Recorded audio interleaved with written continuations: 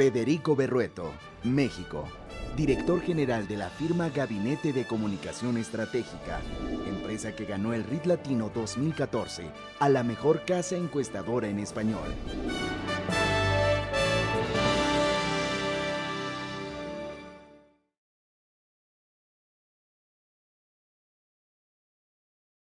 Muy buenas tardes. 2015 repite la historia de 2012. Estrepitosos desencuentros entre los estudios de intención de voto y el resultado de la elección. El caso más dramático y emblemático fue la elección de gobernador en Nuevo León. Ninguno de los estudios publicados estuvo próximo a lo que resultó la elección. Incluso hubo encuestas de casas muy reconocidas y acreditadas que daban muy por abajo, en tercer sitio algunos, al candidato que resultó ganador con una ventaja de más de 25 puntos respecto a su más próxima competidora. Recordemos qué sucedió en 2012. Casi todas las encuestas públicas de intención de voto dieron ventaja de 2 dígitos, incluso en las encuestas de salida, cuando el resultado final fue de una diferencia menor a 7 puntos porcentuales. El tema no solo es local, también es mundial.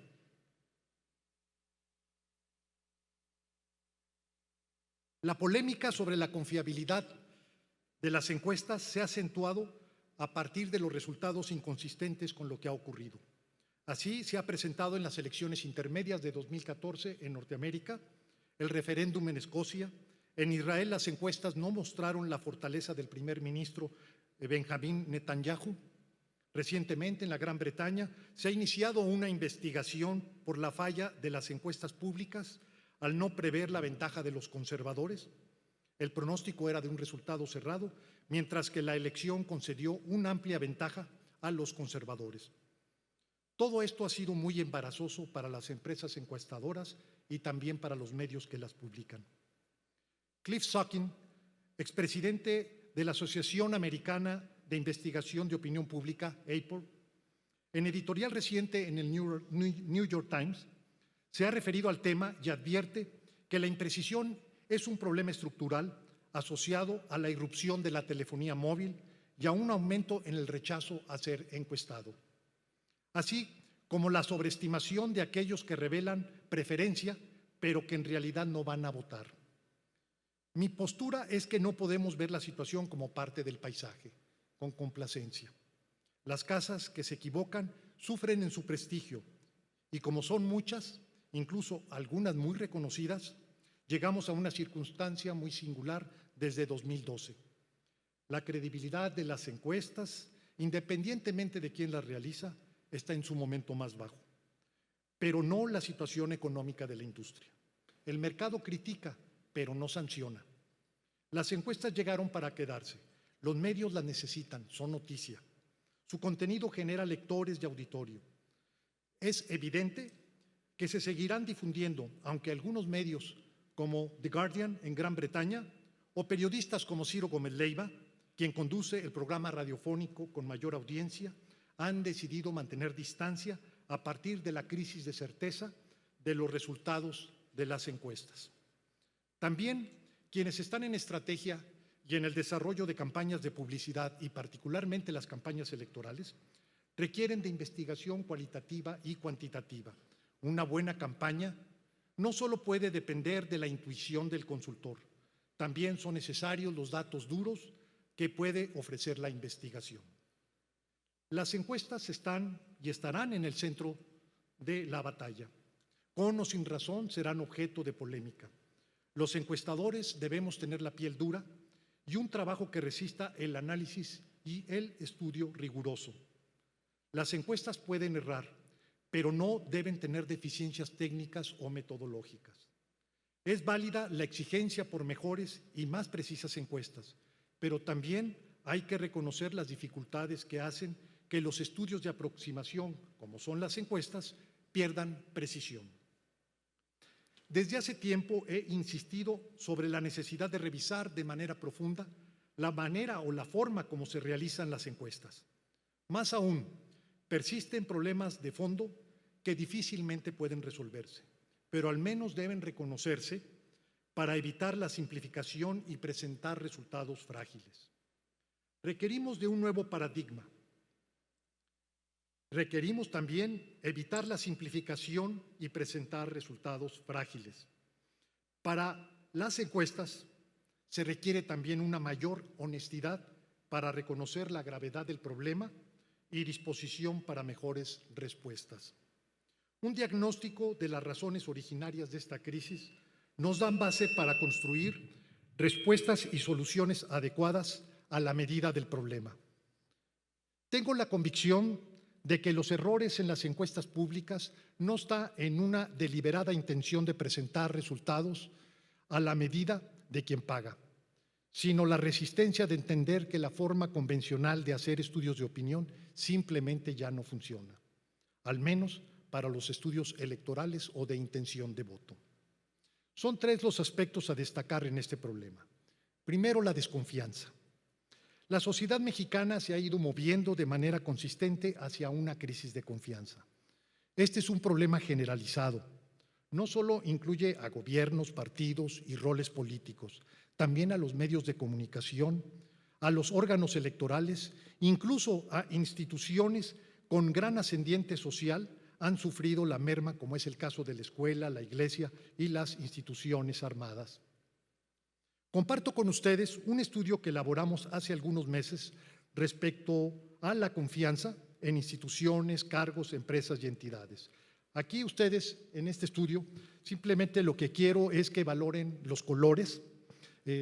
Difícilmente podemos ver a qué nos referimos por la tipografía, pero quiero destacar, en primer lugar, simplemente para ver el tamaño de franja de mayor confianza, es la familia.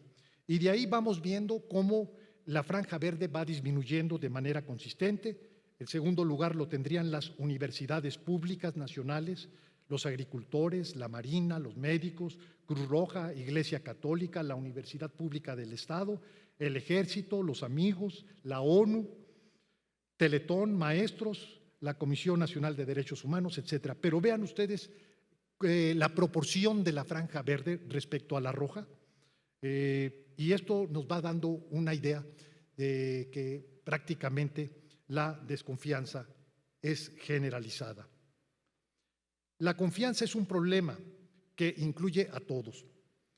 En esta gráfica también quiero remitirme a las empresas encuestadoras, que también nos vemos objeto o somos objeto de una crisis de confianza. Aquí preguntamos en esta encuesta que se realizó recientemente, en algunas ocasiones los resultados de las encuestas electorales que se han publicado han sido muy distintos a los resultados reales de las elecciones. ¿Usted a qué cree que se deba que a veces las encuestas fallen? Y la respuesta más elevada, con 47.5, o sea, a grosso modo la mitad, dice es que están manipuladas. Con ya un porcentaje considerablemente más bajo, dice errores metodológicos. 6.5, pues dice lo que ha sido hasta ahora la respuesta de muchos encuestadores, es que la gente miente al responder. Y otro valor es que la gente que responde cambia de parecer el día de la elección. Bueno, en esto simplemente lo que quiero decir es que el problema de credibilidad nos incluye a los encuestadores. El segundo tema que impacta sobre la calidad de las encuestas es la violencia y la inseguridad. El trabajo del encuestador se ha vuelto sumamente difícil por razones de la desconfianza, pero también de la violencia. Antes la encuesta telefónica tenía un nivel de aceptación bastante amplio. Las cifras de rechazo eran inferiores al 15%. Actualmente es 40%. Los cambios de vida y la extorsión telefónica han cobrado factura. La gente no quiere hablar con desconocidos. Los grados de rechazo son amplios en encuestas telefónicas y también en presenciales. Incluso el mismo acceso al domicilio se ha complicado por razones de seguridad, especialmente en zonas residenciales de clase media o en habitaciones en condominio en el Valle de México. La violencia también complica el levantamiento del encuestador, el trabajo del encuestador en campo. Hay zonas y territorios de alto riesgo. Es conocido por todos ustedes seguramente la retención de encuestadores por grupos criminales. Todas las empresas de investigación hemos sufrido experiencias desagradables por la inseguridad.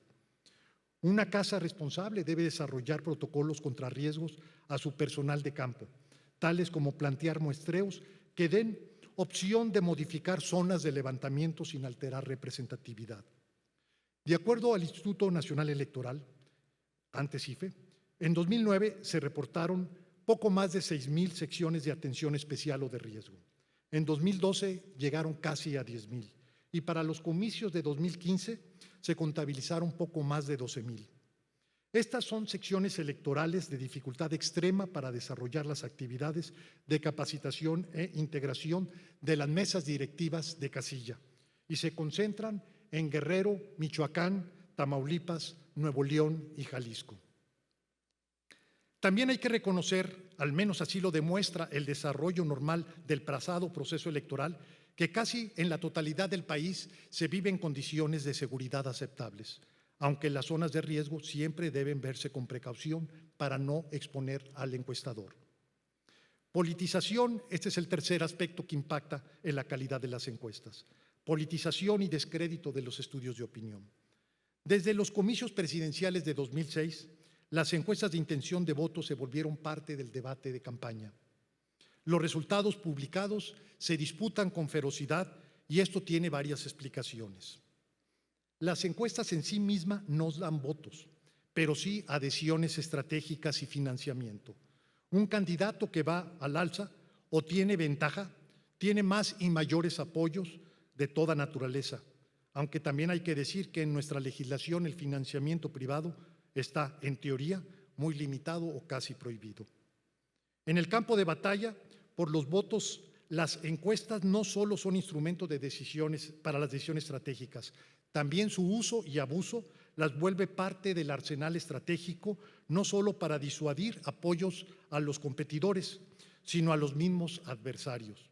Esto es, las encuestas tienen el potencial de minar la moral, alterar la estrategia y suelen afectar seriamente a los grupos de trabajo de campaña, especialmente si no tienen la motivación y la mística que acompaña al proyecto.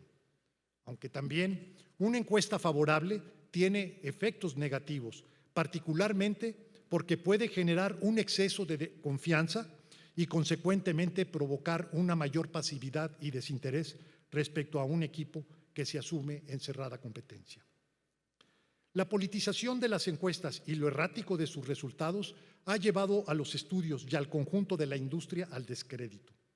Esto tiene implicaciones negativas, ya que en una proporción de entrevistados, particularmente los escépticos o los opositores, son quienes rechazan la entrevista o quienes no declaran verazmente su intención de voto, con lo que se genera un sesgo y afecta, además de la muestra, la veracidad del resultado.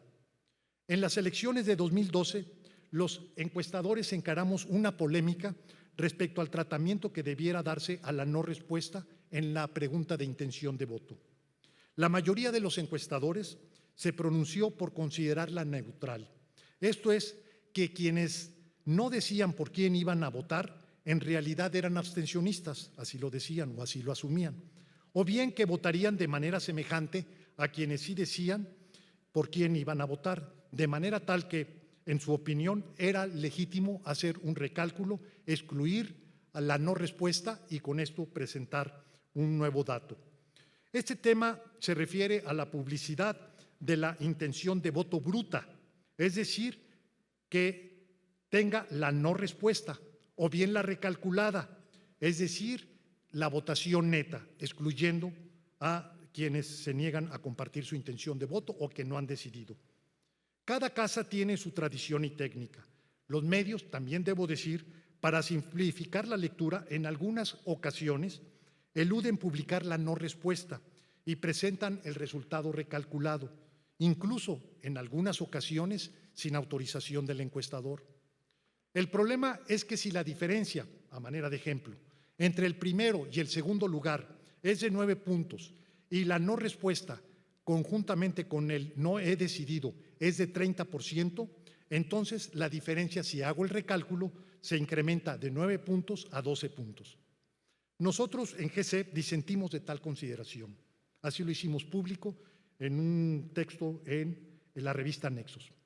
Más aún, considero que fue una falta seria del IFE permitir que los encuestadores publicaran la intención de voto recalculada y no como debía ser, con la no respuesta, salvo que el medio de comunicación y el encuestador se responsabilizaran del resultado al presentar la intención de voto de electores probables, como lo hace, y creo yo, con bastante seriedad, el diario Reforma. Es necesario destacar que en la elección de 2012, en el despliegue de CNN en su ejercicio de encuesta de encuestas, el IFE promovió que se presentaran no solo los porcentajes de votación netos, sino también los brutos. GC, conjuntamente con Multimedios, Milenio Televisión y Milenio Diario, fuimos los primeros en presentar una encuesta de seguimiento diario de las intenciones de voto.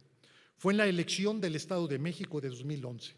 Nuestra publicación siempre se presentó la intención de voto bruta. Como pueden ahí mostrarlo, hay un 16% que no está asignado porque es de quienes no respondieron o eran indecisos. Pero si se fijan, la intención de voto está cual ellos la manifestaron. No hay un recálculo.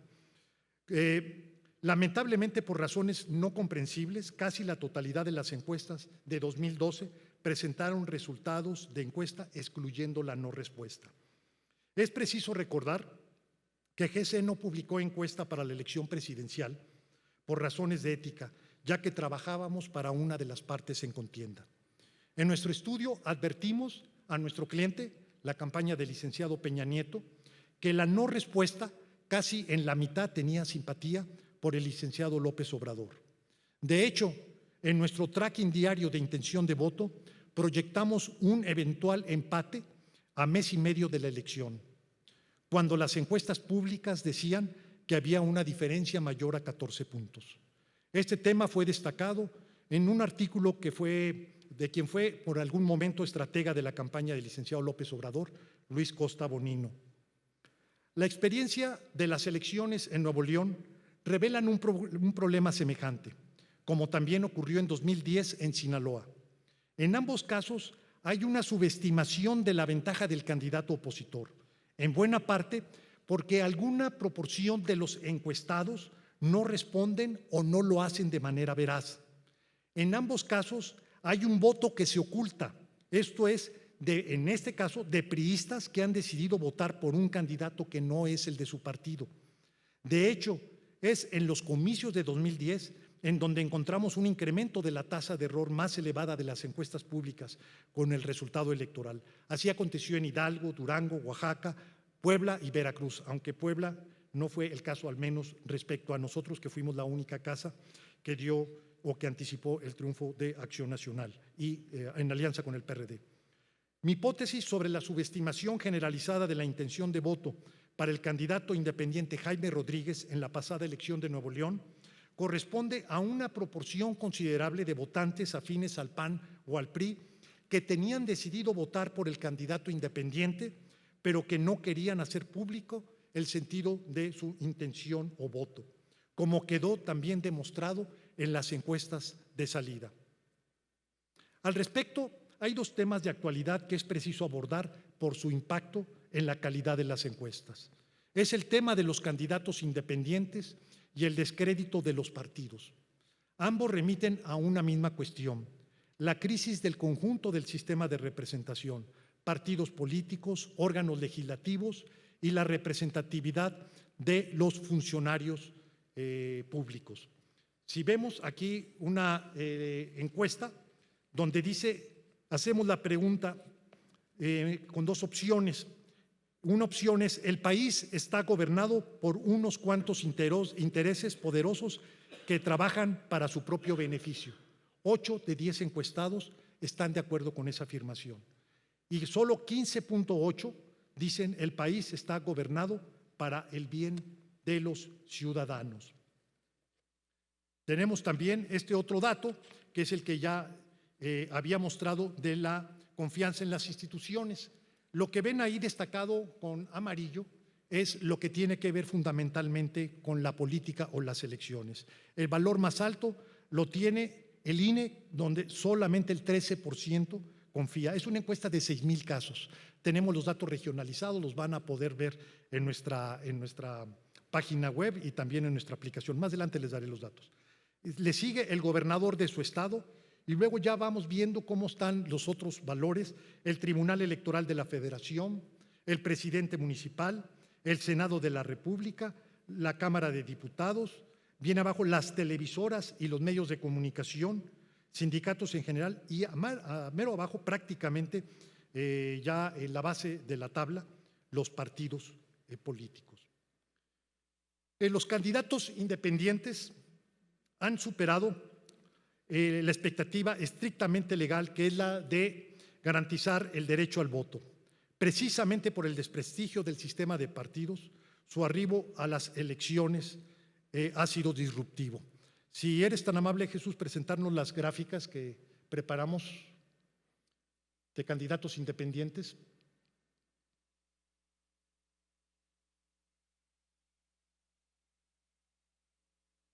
Fíjense ustedes, estos son los 12 estados con elección de gobernador en 2016.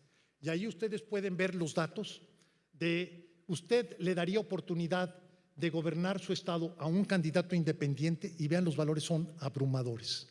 Es decir, que hay una predisposición. Esto es hecho sin nombres, simplemente es para medir cuál es la predisposición del encuestado sobre candidatos independientes, y es altísima. Y esto no es porque los candidatos independientes en sí mismos sean buenos, sino es por el fastidio o el rechazo que hay a los partidos políticos. Y esto no es PRI, es PRI, PAN, PRD. Vamos adelante.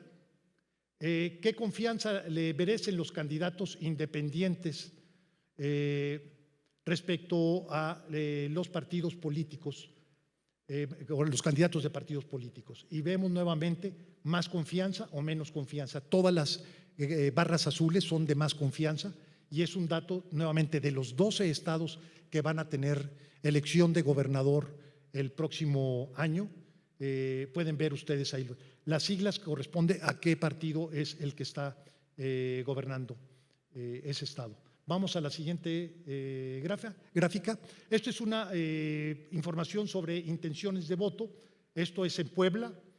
¿Cómo está actualmente la alternancia? Esta es una pregunta que nosotros hacemos. El 44% desea que no gobierne el PAN. Esos que no quieren que gobierne, ¿qué partido les gustaría que gobernara? PRI, PRD u otro. Sinaloa, 42% desea que ya no gobierne el PAN. ¿Cuál es su intención de voto o su inclinación? ¿Verdad? Ven ahí al PRI y otro en una posición muy cerrada, y el otro puede ser un candidato independiente. Hay casos todavía más dramáticos. Estos son estados afines al PAN. Aguascalientes, Chihuahua, Durango, Hidalgo, Quintana Roo, 54%, 55%, 51%, 51%. Es decir, la mayoría de la gente desea que ya no gobierne el partido que está en el poder. Y bueno, ¿hacia dónde va la inclinación? Y vemos, no hay un partido natural de la oposición. Y esto lo que quiere decir es que está cambiando el juego. El juego de ahora es el de la pluralidad. Un partido puede ganar la elección con un 35% de los votos, en la medida en que el resto de los votos esté disperso, esté fragmentado.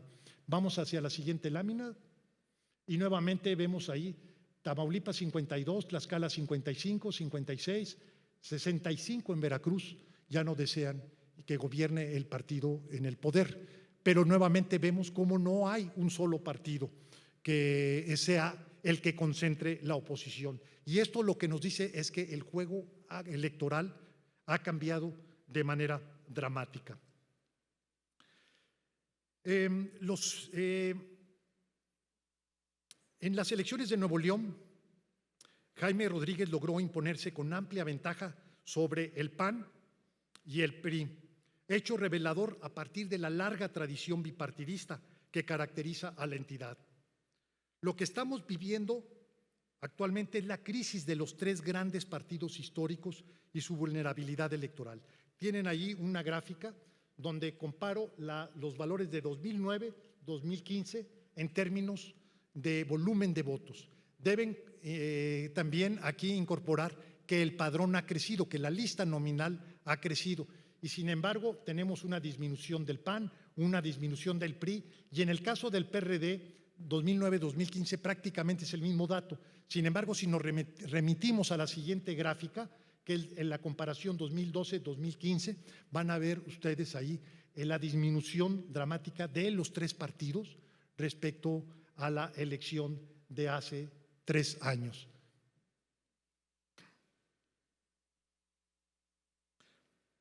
A esta misma circunstancia corresponde el triunfo de Movimiento Ciudadano en Jalisco y sus candidatos, especialmente Enrique Alfaro en Guadalajara y en Cuernavaca, Cuauhtémoc Blanco, Alfonso Martínez en Morelia. En el mismo sentido puede apreciarse el éxito de Morena en el Distrito Federal. Las elecciones de 2015 son o fueron las elecciones de la alternancia.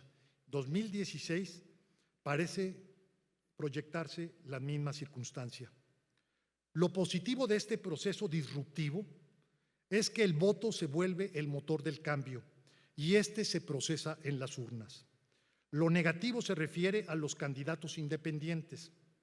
Nuestra normatividad de control y rendición de cuentas y financiamiento se diseñó para los partidos políticos, no para candidatos independientes. Esto, además de presentar problemas de equidad, también hay un problema que tiene que ver con la forma como ellos pueden incursionar en las elecciones. Ellos pueden volverse instrumentos de los mismos partidos para fragmentar el voto de su competidor o personeros de grupos económicos, incluso del crimen organizado. Considero que hay enormes cuotas de simplismo e ingenuidad en el debate de los candidatos independientes y la legislación aplicable. De hecho, los candidatos independientes más exitosos, con la excepción de Pedro Kumamoto en Zapopan, Jalisco, son políticos tradicionales que se han revelado a sus partidos y no ciudadanos que buscan el voto para acceder a la responsabilidad pública. Precisamente por el rechazo que existe sobre los partidos políticos, los candidatos con trayectoria partidista que se acogen a la figura de candidato independiente pueden ser opciones electoralmente competitivas.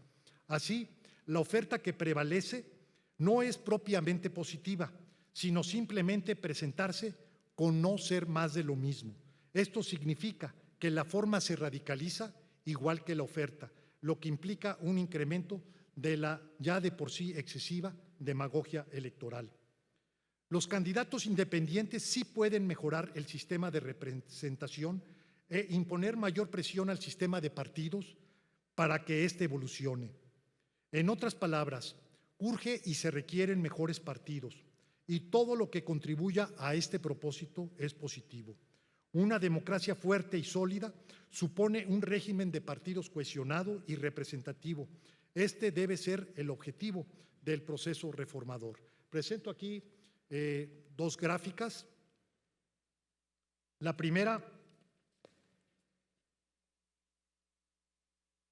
es una pregunta que es la siguiente. Las elecciones de este año participaron por primera vez los candidatos independientes, es decir, aquellos que no están apoyados por ningún partido. ¿Cree usted que habrá algún candidato independiente para la elección de 2018? La respuesta es 56.6% favorable, no 27.9%. La otra pregunta, ¿usted cree, esta es una encuesta que hicimos antier, ¿usted cree que un candidato independiente tenga posibilidades de llegar a la presidencia de la República en 2018? 46.7% dice sí, 46.8% dice no. Soluciones y respuestas. Frente al nuevo escenario y la crisis del paradigma existente, exige del encuestador una forma radicalmente distinta del trabajo, prácticamente en todos los aspectos. A continuación presentaré una serie de recomendaciones a partir de la experiencia en la materia. Primero, combinación de técnicas cuantitativas y cualitativas. El nuevo humor social hace recomendable el empleo de técnicas cualitativas que anticipen y complementen la investigación cuantitativa. El estudio etnográfico, las entrevistas a profundidad y los grupos focales con públicos específicos son altamente recomendables. La encuesta por sí misma no es suficiente. El empleo de técnicas cualitativas sirve para probar cuestionario, precisar mejores técnicas de entrevista para disminuir la no respuesta y especialmente encontrar medios para vencer o al menos para atenuar la desconfianza. El muestreo debe ampliarse para las siguientes necesidades: una mejor representatividad territorial, a manera de identificar las diferencias de los resultados atendiendo a la regionalización que se emprenda. En este ejercicio es recomendable en los estudios en unidades territoriales muy diferenciadas en su interior. Debemos tener un mayor control al rechazo a ser encuestado, sobre todo cuando éste puede impactar la muestra. El rechazo debe asociarse al estudio del territorio para que con ello podamos tener inferencias sobre el probable perfil de quien rechaza a ser encuestado. También se recomienda mejorar la distribución del levantamiento. Para el caso concreto, disminuir el salto, así se le llama, para lograr una mayor dispersión del levantamiento. Esto es, levantar 10 cuestionarios máximo por sección electoral y también aumentar a 5 el número de manzanas a encuestar para lograr una mayor dispersión del levantamiento. Asimismo, se recomienda que la manzana de inicio de este ejercicio sea seleccionada de manera aleatoria y no, como casi siempre sucede, la manzana donde se ubica la casilla.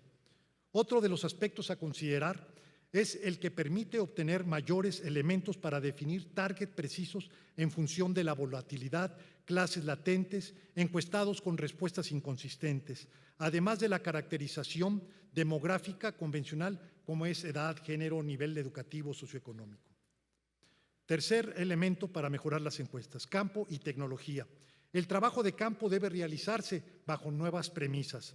Su profesionalización es indispensable y para ello es fundamental evitar la subcontratación y utilizar la tecnología, especialmente dispositivos móviles que tengan geolocalización y capacidad de grabar en video, además de aplicaciones adecuadas al trabajo de entrevista y captura de datos.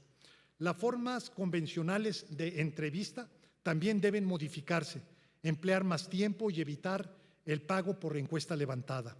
La supervisión es indispensable, pero también el control de calidad, y esto lo facilita el empleo del dispositivo móvil, lo que además permite obviar tiempos y errores al hacer la captura de datos al momento mismo de la entrevista. Cuarto elemento para mejorar las encuestas: la encuesta híbrida. El estudio del territorio y de la población a encuestar revelará que hay zonas muy difíciles de encuestar, de muy difícil acceso para la entrevista. En estos espacios se sugiere el empleo de la entrevista telefónica. Existe la polémica de las limitaciones de las encuestas telefónicas, especialmente por la representatividad de la población, ya que no toda tiene teléfono fijo. La solidez de los resultados de una encuesta telefónica en buena parte tienen que ver con el objeto de estudio. Por ejemplo, para la selección de candidatos, especialmente en las zonas urbanas, es un recurso útil y eficaz, además económico y de resultados inmediatos. Quinto elemento: secuencia o tracking. Una encuesta es una fotografía. Una con muestra robusta es una fotografía de grano fino. Sin embargo, la campaña es una secuencia de eventos y estos con frecuencia son dinámicos y cambiantes. Hay campañas estáticas, ejemplo la del Estado de México. Ahí ustedes podrán ver cómo prácticamente no hubo un cambio de las intenciones de voto de principio a fin de la campaña. Pero también hay campañas muy dinámicas y volátiles. El ejemplo que ahí ustedes pueden ver es precisamente el tracking de la elección de Nuevo León, de la elección de gobernador, y donde van viendo cómo hay cambios a lo largo de la campaña. Es recomendable, además de las encuestas de profundidad, de la intervención cuando menos de 2 agencias diferentes, que se cuente también con el tracking a efecto de medir la evolución de las intenciones de voto, y el tracking también permite medir el impacto de eventos supervinientes. El tracking de intención de voto permite validar la consistencia de resultados y también identificar volatilidad. No hay campaña moderna sin un tracking interno que se vuelve una suerte de brújula en medio de un trayecto poco claro.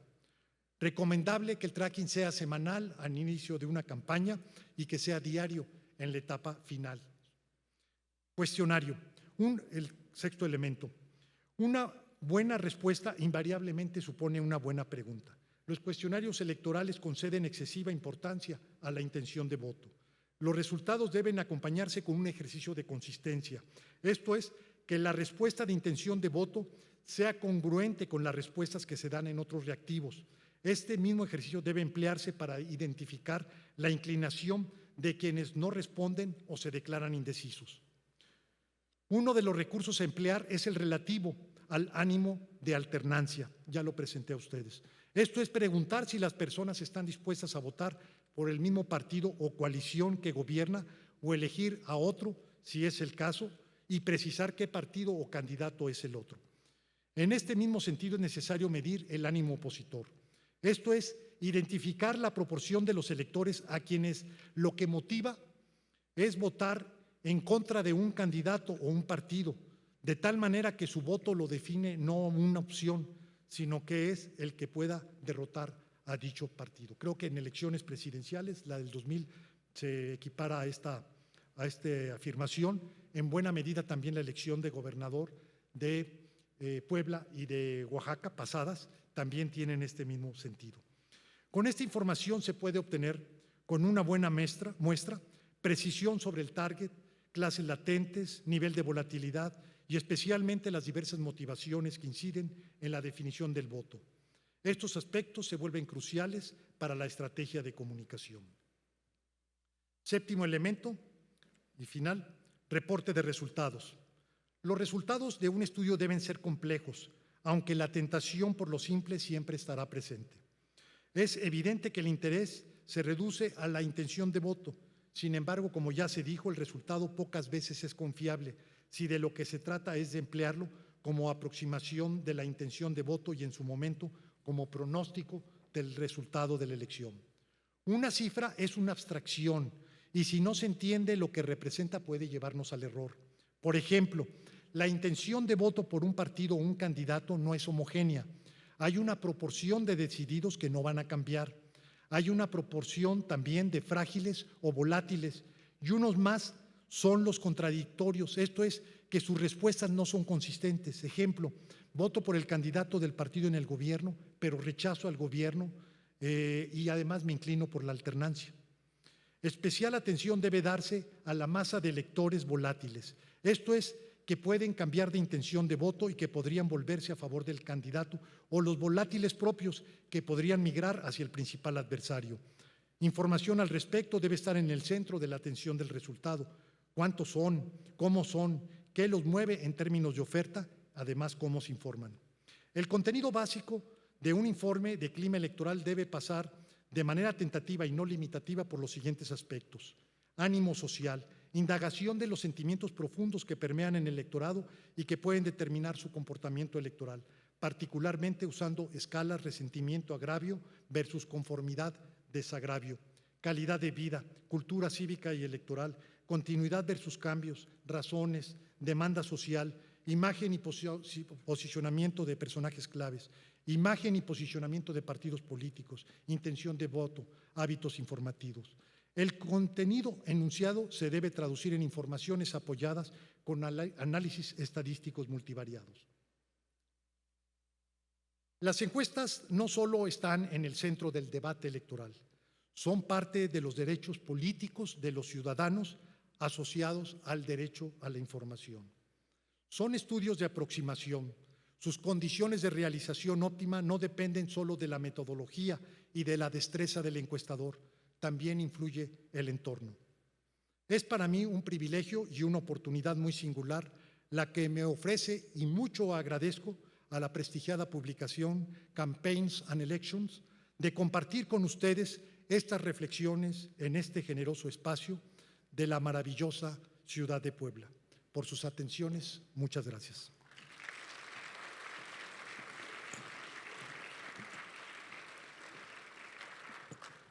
Muchas gracias, Federico. Hay preguntas, si alguien tiene alguna pregunta que hacer en específico, de preguntas y respuestas, tenemos espacio o tiempo para dos de ellas. ¿Alguien en el público? Aquí estamos con… Bueno, no tenemos micrófono de este lado. Gracias. Sí, cómo no.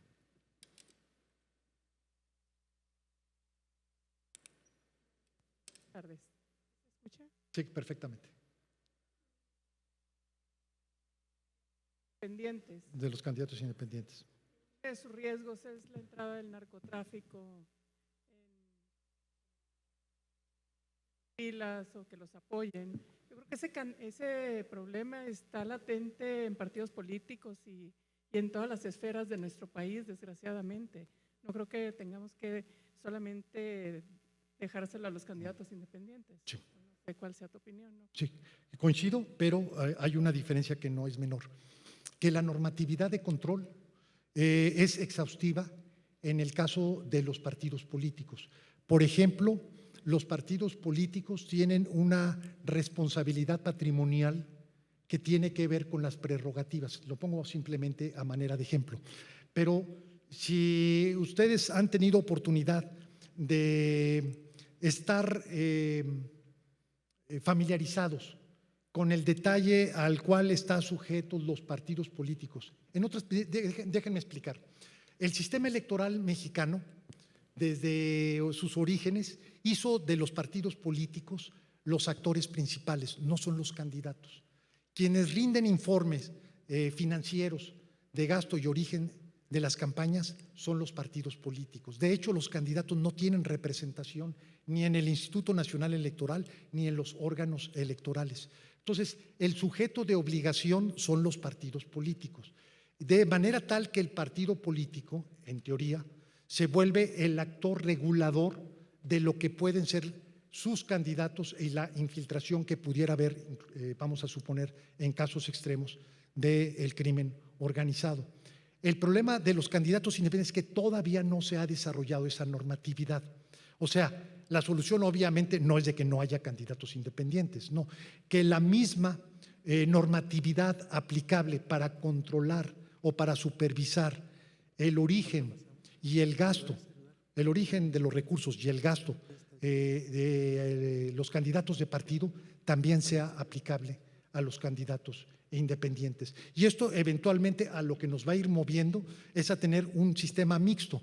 En otras palabras, si hay candidatos de partido, el partido va a ser el actor obligado y eventualmente al que se le sanciona si incumple. Y en el caso de candidatos independientes, tenemos que considerar aquí al candidato independiente con todos los elementos que puedan permitir un mayor control. Y obviamente la preocupación que muestras es obvio que llega a todos lados, candidatos con partido o sin partido, y algo pues de lo que tiene que hacer, qué acciones tenemos que hacer para al menos contenerlo o dificultarlo. Muchas gracias. Otra pregunta aquí, por favor. Hola, Israel. Quisiera saber a qué atribuyes, digo, si está claro que cada vez es más complejo hacer encuestas que sean confiables, no alcanzo a entender el por qué los partidos políticos y los candidatos en particular se empeñan en utilizar las encuestas como propaganda, si también parece que está demostrado que no inciden en el ánimo del elector, ¿no? Sí, no inciden en el ánimo del elector, pero sí inciden en las finanzas, que eventualmente es más importante, o en las adhesiones estratégicas. Les decía yo en el texto que un candidato que lo respalda una encuesta acreditada donde dice que va en primer lugar, que lleva ventaja o que puede ganar, las encuestas se utilizan fundamentalmente como un argumento muy convincente para conseguir adhesiones, para conseguir apoyos y también para conseguir dinero. Que sea dicho de paso, pues el dinero privado en teoría está muy restringido y en cierta forma prohibido, que eso también tiene que ver con los candidatos independientes. El tribunal, precisamente por la ausencia de normatividad en la materia, el Tribunal Electoral tuvo que definir los límites de financiamiento de los candidatos independientes. El tema es que los partidos tienen prerrogativas y a través de las prerrogativas se puede definir qué tanto financiamiento privado pueden tener los candidatos de partido, que es muy bajo. El problema es cómo le hacemos con los candidatos independientes. Los candidatos independientes no tienen prerrogativas. Si se les restringe, como ocurrió en el primer criterio de la elección de Nuevo León, pues el candidato independiente hubiera tenido un tope de campaña de 200, 300 mil pesos. Tuvo que venir un criterio del tribunal para poder determinar un criterio más, por decirlo, flexible y que pudiera estar en condiciones de una mayor equidad. Sin embargo, fíjense ustedes, el financiamiento independiente de un candidato independiente en el caso de Nuevo León fue inequitativo porque el límite era considerablemente superior a los partidos de nuevo registro, por las limitaciones que establecen las prerrogativas oficiales. Es un tema complejo, pero a lo que quiero yo llegar es que en el tema de las encuestas, primero está muy asociado al tema del financiamiento y desde luego en el caso de los independientes lo que tenemos es la necesidad de una normatividad que aborde este aspecto. A mí lo que me preocupa, y por eso quise compartirlo con ustedes, es que recientemente se presentó una iniciativa el día de ayer por el diputado independiente Cloutier, pero además con mucho apoyo e incluso también hubo un desplegado que se presentó, sin mal no recuerdo, ayer o antier, con muy destacados intelectuales avalando la idea de legislar y de evitar los candados en contra de los independientes. Y nadie abordó el tema del financiamiento, nadie abordó sobre la necesidad de crear una normatividad equiparable a la que tienen los candidatos de partido, sobre todo en materia de rendición de cuentas y financiamiento. Perfecto, otra pregunta más tenemos de este lado. Acaba de mencionar algo muy importante, lo de los encuestadores como un problema, ¿no?, para sus resultados. En mi caso yo pude participar con una empresa privada y la forma en que reclutaban a los encuestadores era de tú quieres, entonces prácticamente quien quisiera podía encuestar, ¿no? Y por otra parte estuve con la de la Universidad Autónoma de Querétaro y pues el método fue diferente, ¿no? Participaron sociólogos, antropólogos, gente interesada, ¿no? Y algo que me resulta interesante es que en la última elección hace 2 meses en Querétaro, 5 o 6 encuestadoras privadas daban como ganador al del PRI y por 7 o 10 puntos, hasta 12 puntos, y cosa que la universidad dijo que iba a ganar el del PAN y así fue como sucedió. Entonces yo creo que ustedes mismos ahorita lo tocaron, ¿no? El encuestador, creo que ahí está el problema, ¿no?, en la forma en que han reclutado a las personas. Bueno, yo tengo una posición muy clara al respecto a partir de experiencias muy desagradables que tuvimos y fundamentalmente lo que advertimos es que hay una suerte de corrupción en lo que es el trabajo de campo, el campero, lo que le llaman. Si uno como empresa subcontrata al personal, cada vez que piden vamos a decir, una encuesta en Querétaro, ¿verdad? Bueno, pues se subcontrata ahí al personal. Lo que tenemos claramente identificado es que esto, uno pierde control de todo el proceso de levantamiento, de la parte más crítica del proceso, pues es la recolección de datos. Nosotros en este sentido, por lo que nos pronunciamos, es porque las empresas encuestadoras ya no subcontraten personal de campo, que pues ni manera, es muy costoso tener una plantilla de personal grande, pero es la única manera que se puede asegurar 2 cosas. Primero, el control y segundo, que va muy de la mano, el profesionalismo. Por ejemplo, yo decía el uso de dispositivos móviles.